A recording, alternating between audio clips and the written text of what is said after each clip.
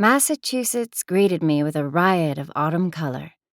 Gold, ochre, and russet were my welcoming committee as I stepped off the plane and loaded my 2 suitcases into the car that would take me deeper into the state and on to the next 4 years of my life.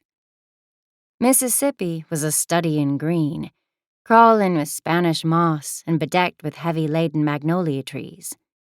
But I never realized how many colors there were to be found in nature until that first fall in New England. As beautiful as Massachusetts was, the memory of Mississippi sat inside me like a stone. I missed the electrical buzz of cicadas, the muggy twilight, the slow, easy greetings between strangers on the street.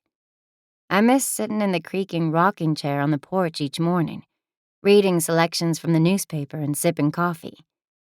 I missed the solitude of my attic room in our farmhouse, the way thunderstorms lashed against my windowpane in summer. I even missed my dull old teacher and her French and Latin drills, the silent camaraderie of the other girls grinding away at their translations in the schoolhouse. Most of all, I missed my father, his booming laugh, his quick wit, the hugs he gave that nearly squeezed the breath from my lungs. My father had always nurtured my interest in writing, which burned brightly from a young age and sometimes bordered on the obsessive. I was perfectly happy to shut myself away in my room for hours at a time, reading W.H. Auden and Gertrude Stein and scribbling nonsense in my notebooks. I never thought my work was strong enough to share with anyone, but at my father's insistence, I sometimes let him read little snippets. I had a great talent, he said, and that talent should be nurtured somewhere capable professors could coax it out of me. Somewhere, my father had decided, like St. Perpetua's.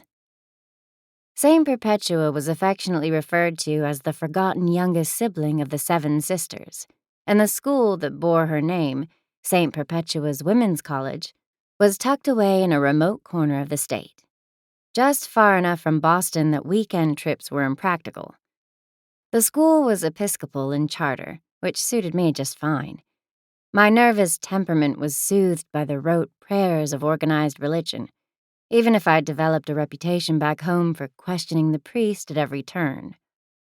I had spent much of the year after graduating high school reading, writing, going to church, and taking long walks through the woods behind our house. But as my father gently reminded me, my intellectual meandering couldn't last forever. Even if I followed my well-laid plans to become a small-town parish priest, I would need a degree. Moreover, I needed the structure of higher education to sharpen my mind, and I needed the companionship of other girls to prevent me from growing into eccentricity. I had walked over every contingency, good and bad, in my head 1,000 times before arriving at St. Perpetua's.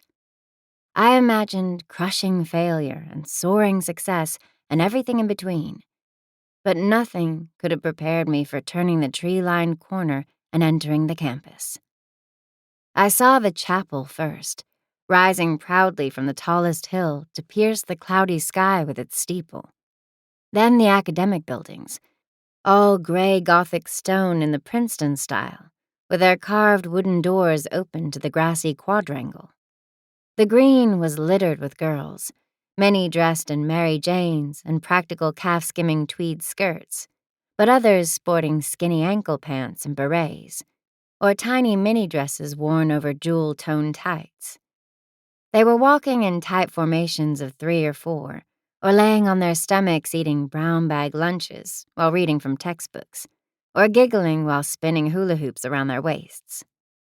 I had been educated at a tiny school and had never seen so many young people in one place, much less so many girls of my same age.